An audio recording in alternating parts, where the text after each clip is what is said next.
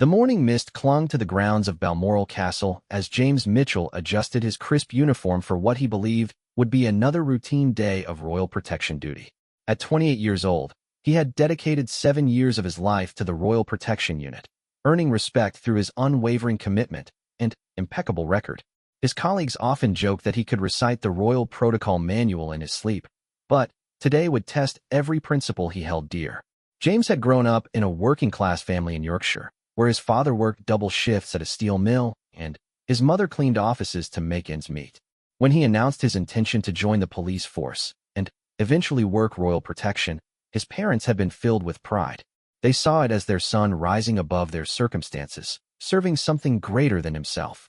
The uniform represented not just a job, but a legacy of service and honor that James wore with genuine reverence. The castle stirred to life as staff members went about their morning routines. James had been assigned to accompany Queen Camilla during her planned visit to the estate's memorial garden, a place of quiet reflection where previous monarchs were remembered. It was considered a light assignment, the kind given to guards who had proven their reliability and discretion. The garden held special significance for the royal family, and only the most trusted personnel were permitted to accompany members during their private moments there.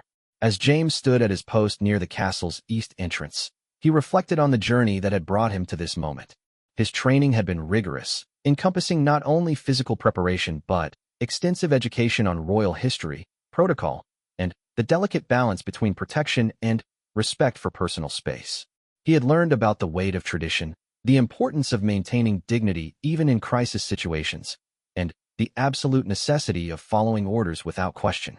The morning sun began to pierce through the Scottish Highlands as Queen Camilla emerged from the castle, her presence commanding yet approachable. She had always struck James as someone who understood the complexities of royal life, having entered the family as an outsider herself. Her journey from controversial figure to respected queen consort had been marked by grace under pressure and a genuine commitment to her duties. James fell into step behind her as they made their way toward the memorial garden, his trained eyes constantly scanning the surroundings for any potential threats. The path wound through carefully maintained grounds where ancient oak trees stood sentinel over manicured lawns. The morning air carried the scent of blooming heather and the distant sound of groundskeepers beginning their daily work.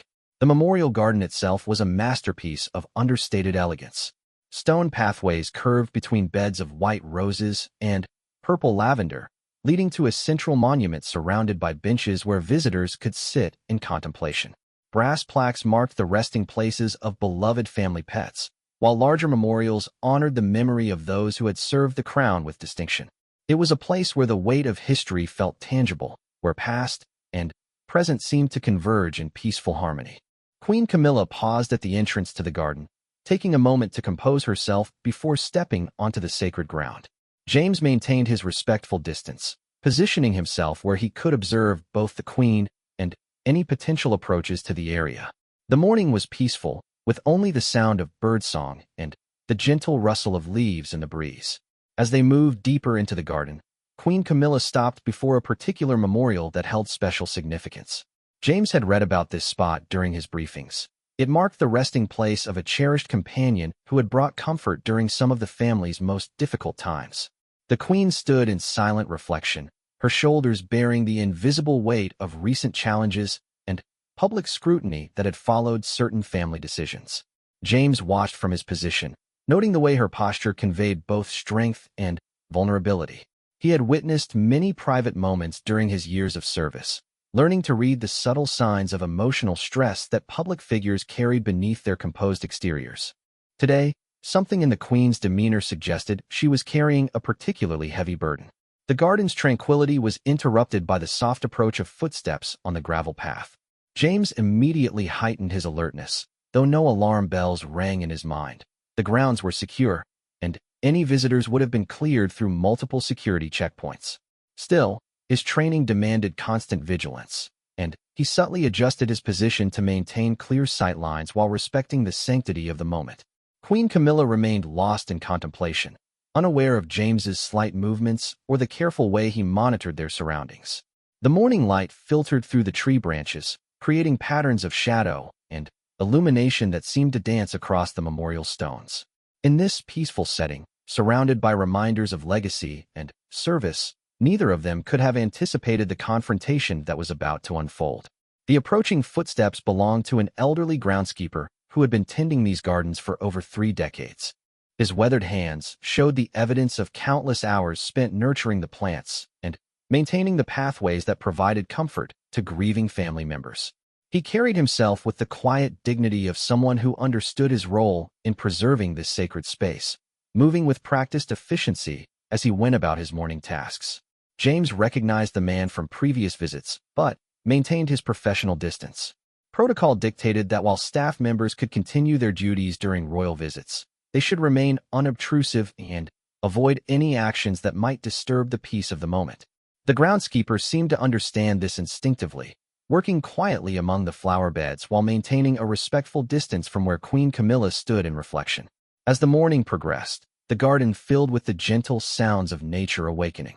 Bees hummed among the flower blossoms, their presence a reminder of the delicate ecosystem that flourished within these protected walls. The careful balance between human maintenance and natural beauty created an environment where grief could be processed and memories could be honored without intrusion from the outside world. Queen Camilla finally moved from her position at the memorial, walking slowly along the stone pathway that curved through the heart of the garden.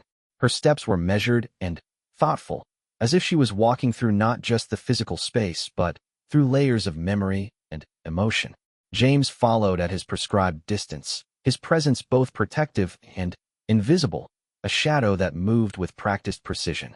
The morning air grew warmer as the sun climbed higher, and James could see that the queen was beginning to show signs of the emotional weight she carried.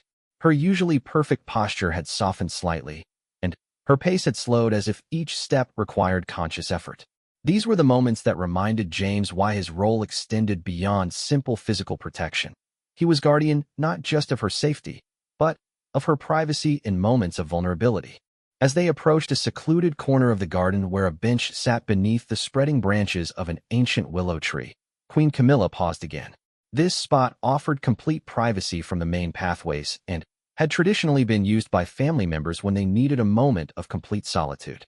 James positioned himself where he could maintain security while allowing her the space she clearly needed. The queen settled onto the bench, her hands folded in her lap as she gazed out at the carefully tended landscape before her. From his vantage point, James could see the way her shoulders finally relaxed, as if the weight she had been carrying could finally be set down in this protected space. The morning light filtered through the willow branches, creating a natural cathedral of green and gold that seemed designed for contemplation and healing. The tranquility of the morning was shattered when Queen Camilla suddenly rose from the bench, her movement sharp and unexpected. James immediately focused his attention, noting the change in her demeanor from peaceful contemplation to something that suggested distress or agitation. She began walking with purposeful strides toward a section of the garden that housed memorials for military personnel who had died in service to the crown. As they approached the military memorial area, James noticed that the queen's breathing had become more labored, not from physical exertion but from what appeared to be emotional intensity. Her hands, which had been steady and composed throughout the morning, now showed a slight tremor. Years of training had taught James to recognize these signs of acute stress, and he found himself walking closer than protocol typically demanded, ready to provide assistance if needed. The military memorial stood as a solemn reminder of sacrifice and duty. Bronze plaques bore the names of men and women who had given their lives in conflicts spanning decades, their service remembered in this quiet corner of the royal grounds. Fresh flowers had been placed at the base of the monument, their vibrant colors a stark contrast to the weathered stone that bore witness to so much loss and honor. Queen Camilla stopped abruptly before the central memorial stone, her hand reaching out to touch the carved inscription that read, "In memory of those who served with honor." The gesture seemed to trigger something within her, and James watched with growing concern as her composure began to fracture. Her shoulders shook slightly, and he could see tears beginning to form in her eyes as she struggled with emotions that had clearly been building for some time. The transformation was startling in its suddenness. The woman who had walked through the garden with regal composure was now clearly battling internal turmoil that threatened to overwhelm her carefully maintained public persona.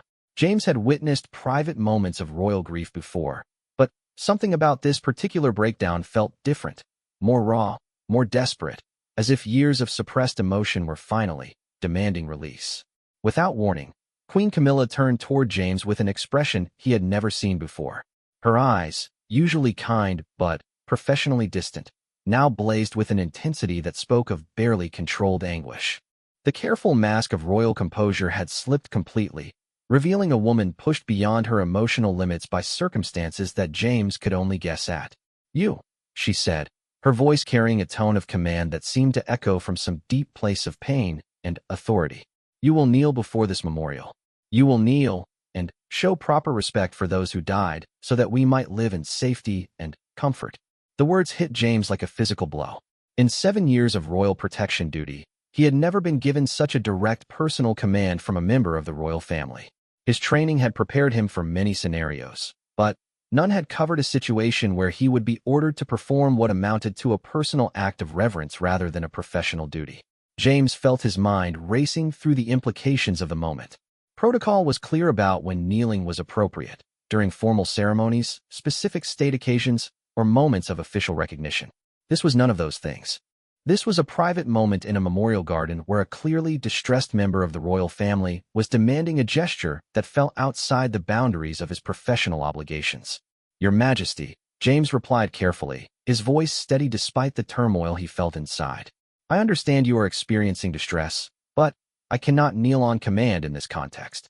My respect for those memorialized here is deep and genuine, but it cannot be expressed through forced gestures." The Queen's reaction was immediate and intense.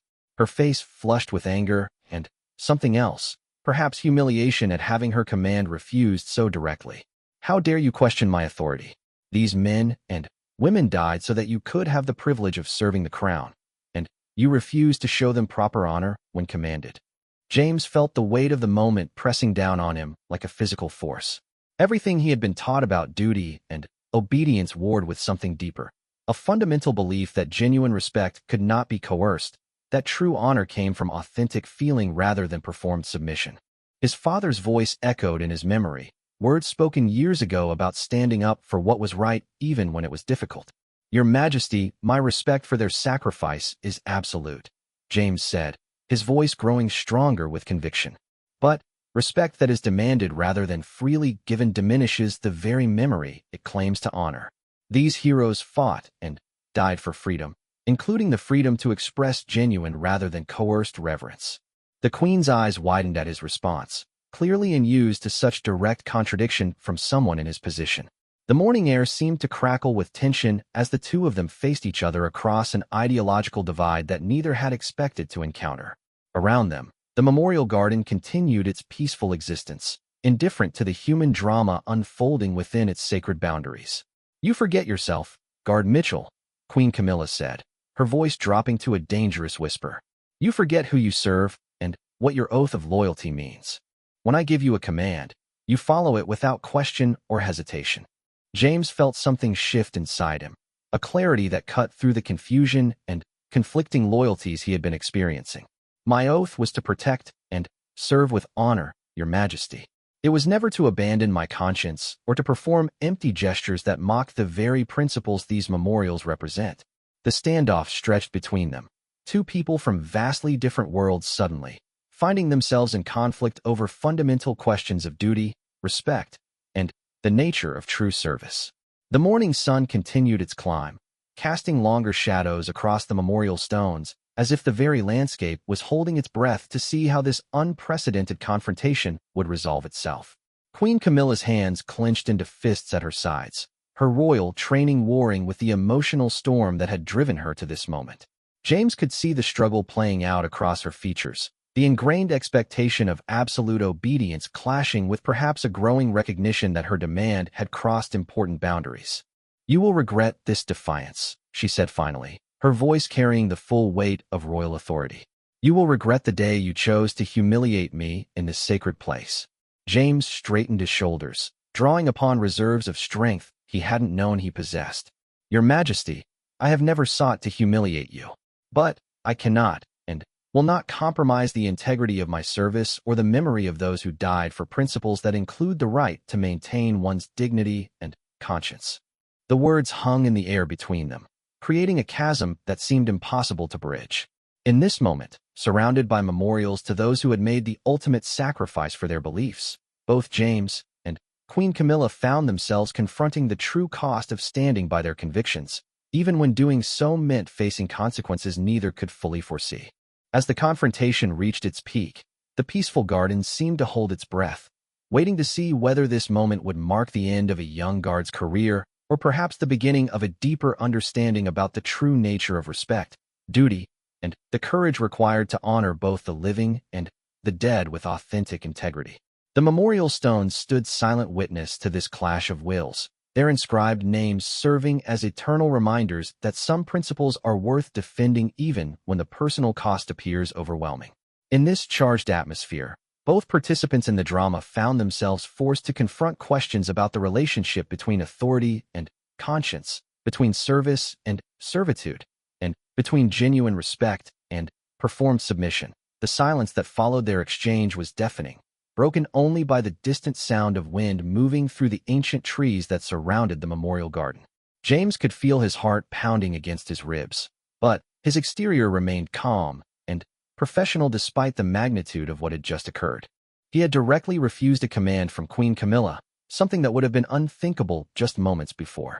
Queen Camilla's face had gone through a series of emotions: anger, disbelief, and now something that looked almost like confusion. She appeared to be struggling with the reality that her authority had been challenged in such a direct and principled manner.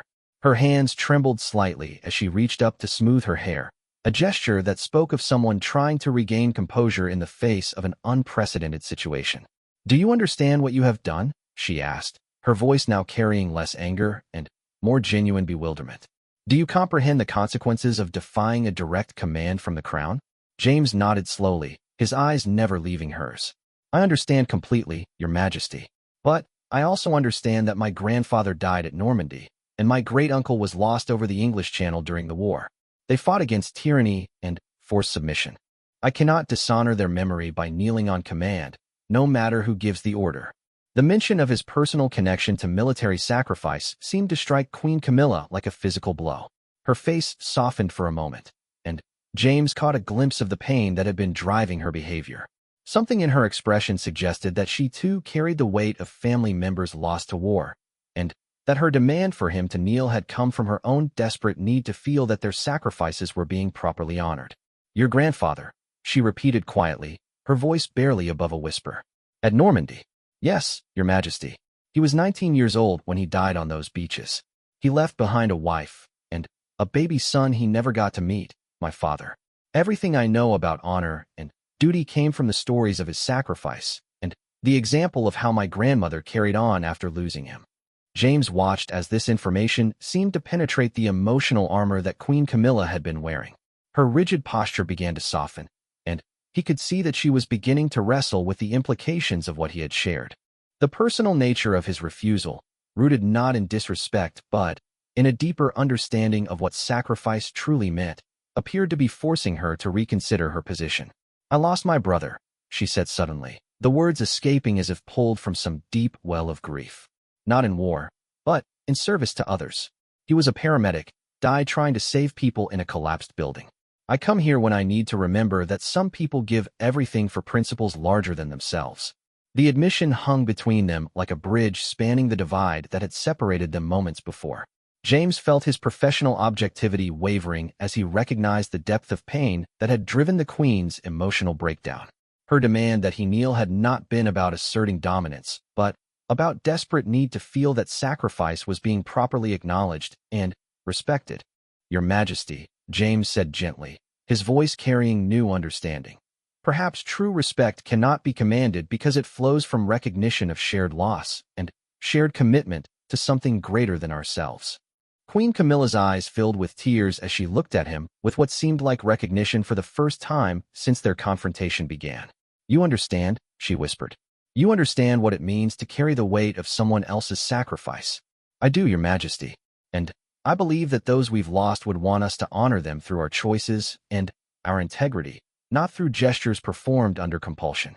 The Queen walked slowly to the memorial wall and placed her palm against the cold stone, her shoulders shaking with suppressed emotion. Sometimes the weight becomes too much, she admitted. Sometimes I feel like I'm drowning in the responsibility to honor everyone who died so that we could be here, having this conversation, living our lives. James took a step closer, his protective instincts overriding protocol as he recognized that she was experiencing a genuine crisis of faith and purpose. Your Majesty, if I may say so, the fact that you feel that weight so deeply is proof that you are honoring them, carrying their memory, feeling responsible for making their sacrifice meaningful. That's the real tribute. But it's not enough, she said, turning to face him with eyes bright with unshed tears. Nothing ever feels like enough. No ceremony, no memorial, no moment of silence can possibly equal what they gave up. So when I see someone who could show respect and chooses not to, it feels like another small betrayal of their memory. James felt a profound shift in his understanding of the woman before him. The royal mask had completely fallen away, revealing someone wrestling with grief, guilt, and the impossible burden of representing gratitude for ultimate sacrifice.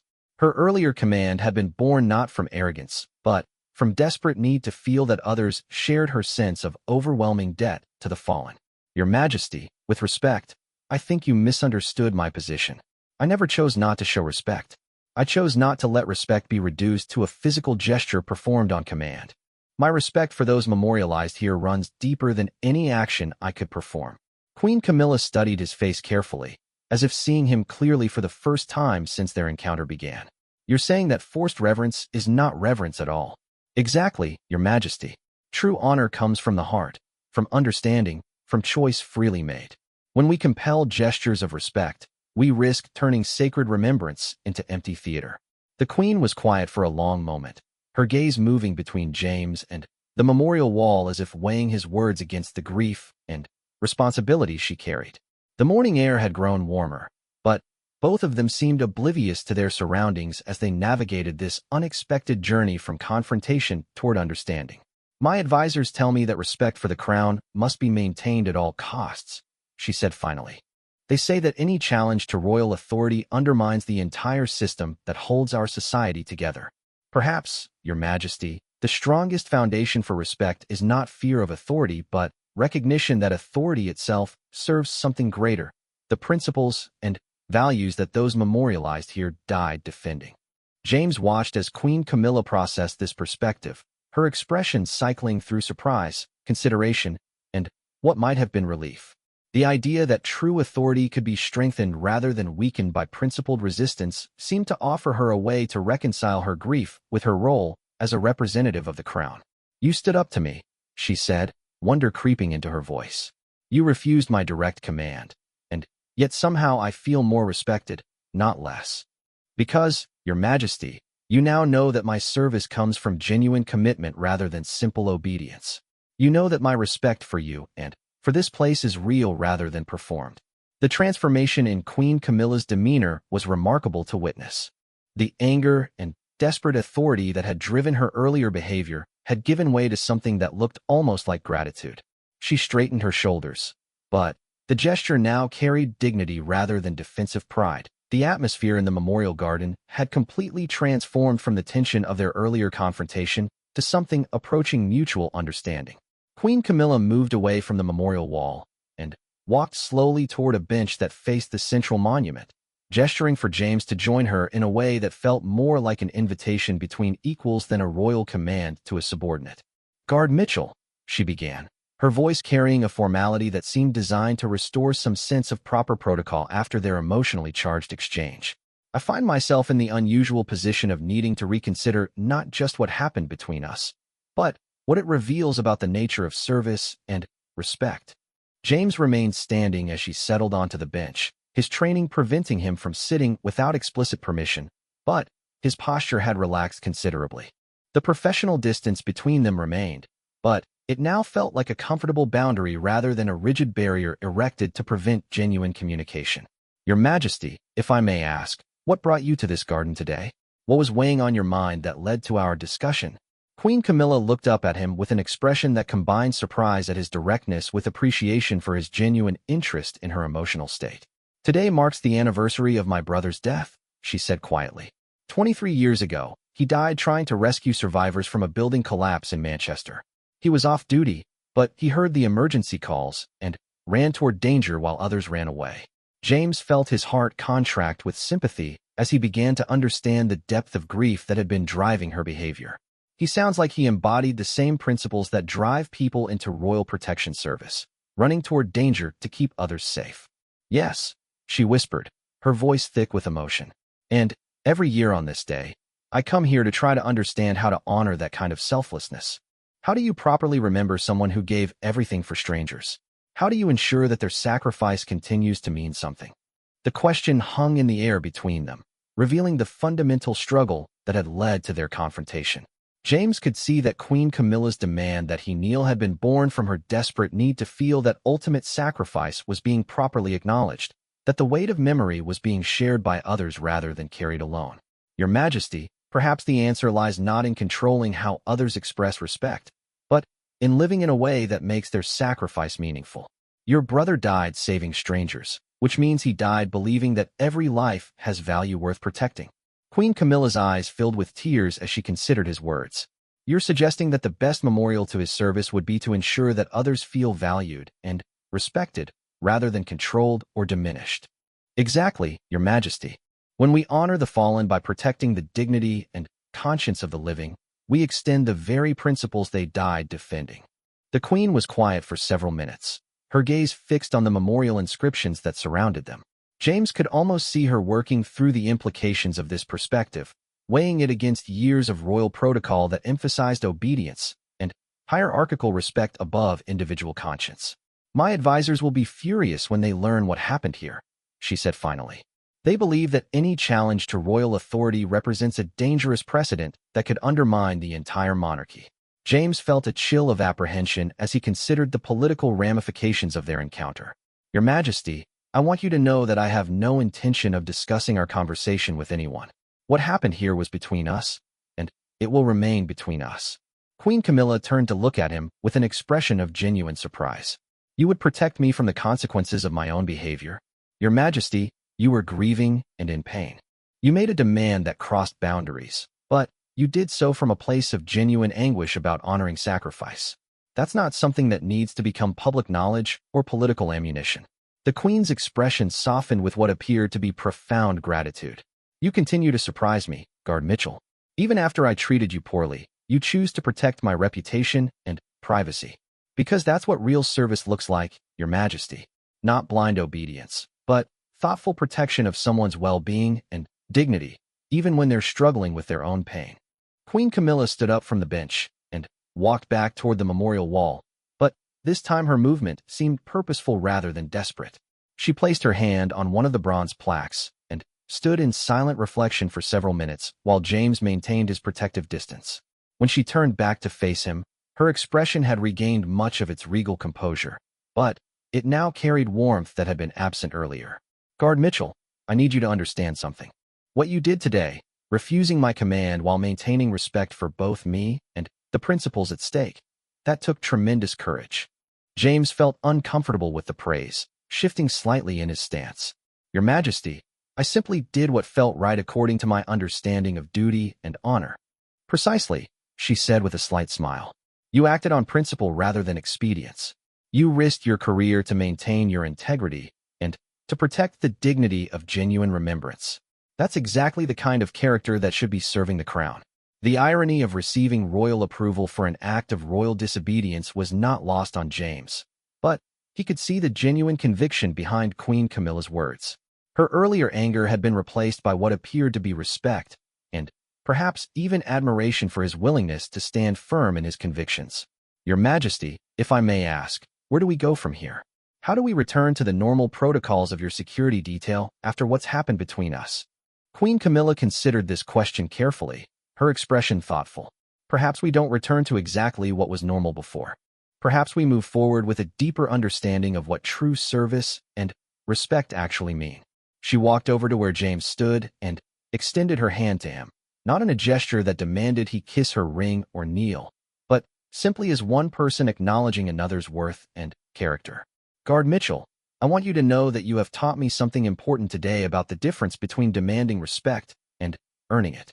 James took her offered hand and shook it gently, feeling the significance of this moment of genuine human connection that transcended their formal roles. Your Majesty, you have shown me something important as well, that even those who seem to have unlimited authority can struggle with doubt and grief and the desire to honor those they've lost. Perhaps, Queen Camilla said as they began walking back toward the main path that would lead them out of the memorial garden. The best way for both of us to honor the memory of those we've lost is to remember that respect freely given is infinitely more valuable than submission demanded. As they made their way through the peaceful pathways that had witnessed such emotional turmoil and eventual understanding, both of them carried themselves differently than they had when entering the garden. Queen Camilla's bearing remained regal but had gained authenticity, while James's professionalism now included a deeper understanding of what it meant to serve with honor rather than mere obedience.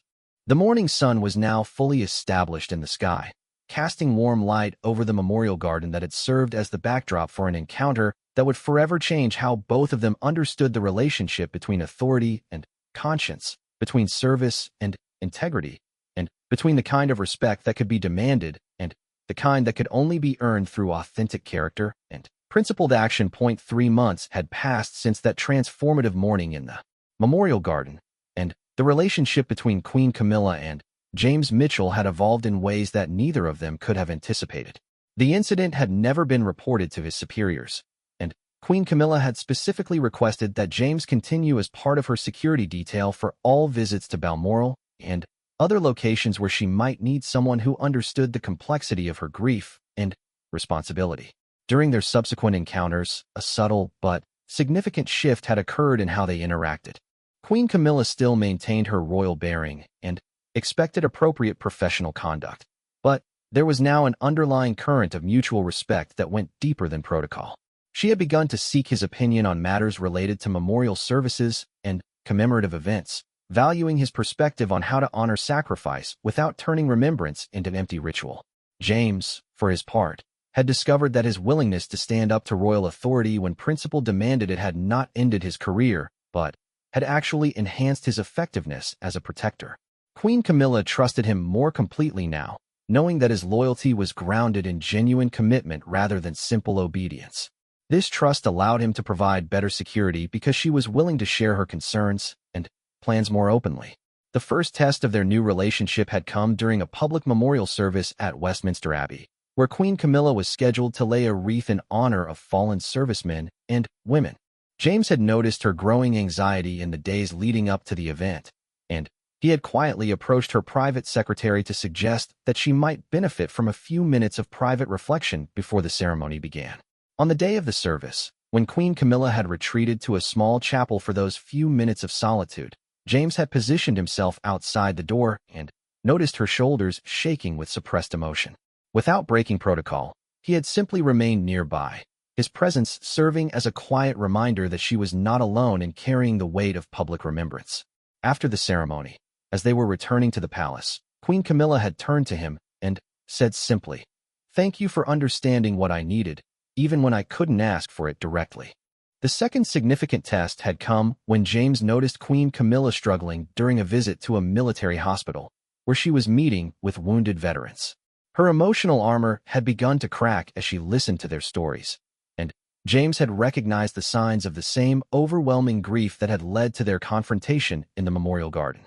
This time, instead of waiting for a crisis, James had quietly arranged for the visit to include a stop at the hospital's chapel, where Queen Camilla could have a few minutes to compose herself away from the cameras and crowds. His proactive approach to managing her emotional needs had prevented a potential public breakdown while allowing her to complete her duties with dignity intact. During the weeks that followed, James had begun to understand that his role extended beyond physical protection to include what might be called emotional security. Queen Camilla's public role required her to constantly witness and respond to human suffering, from military casualties to natural disasters to family tragedies within the royal household itself. The weight of representing national sympathy and strength in the face of such pain was enormous, and James had learned to recognize when she was approaching her emotional limits. The breakthrough in their working relationship had come during a particularly difficult day when Queen Camilla was visiting families affected by a terrorist attack in London. The rawness of their grief and the magnitude of their loss had clearly overwhelmed her, and James had watched her struggle to maintain composure while providing comfort to people whose pain exceeded anything she had experienced personally.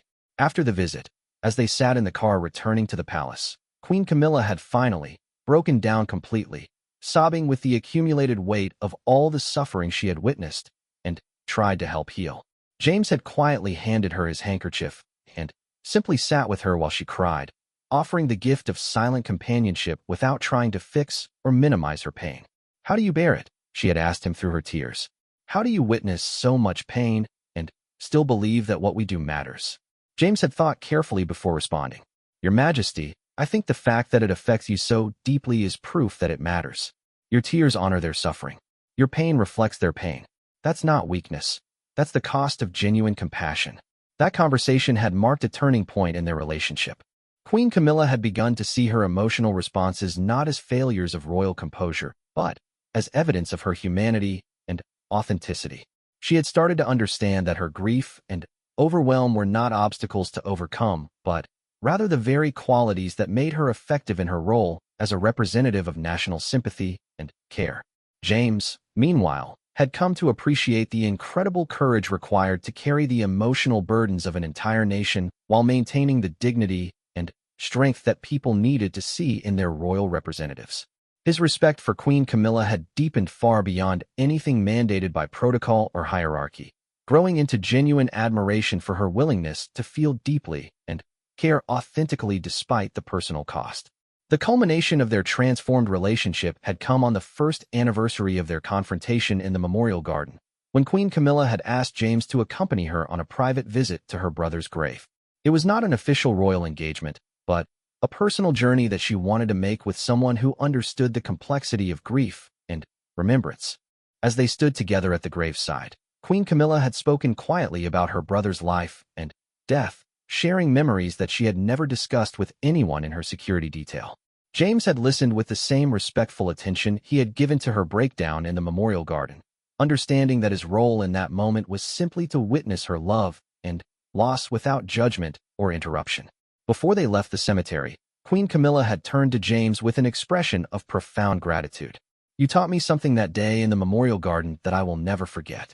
You showed me that the highest form of respect is the courage to maintain your integrity even when it's difficult or dangerous." James had nodded, understanding that their journey from confrontation to mutual respect had taught him equally valuable lessons about the nature of true service and authentic leadership. As they walked back to their vehicle, both of them carried themselves with the quiet confidence that comes from having tested their principles under pressure and found them strong enough to build genuine relationship upon. The Memorial Garden at Balmoral had witnessed a collision between authority and conscience that could have destroyed both of their careers, but instead it had forged a partnership based on shared understanding of what it truly meant to honor sacrifice through integrity, courage, and authentic respect for the dignity of all people, regardless of their position or power. Their story had become a testament to the possibility that even the most rigid hierarchies could accommodate genuine humanity, and that the strongest foundations for respect were built not on demanded submission, but on the recognition of shared commitment to principles larger than any individual person or institution. In learning to honor each other's conscience and character, they had discovered how to honor the memory of all those who had died for the freedoms that made such authentic relationship possible.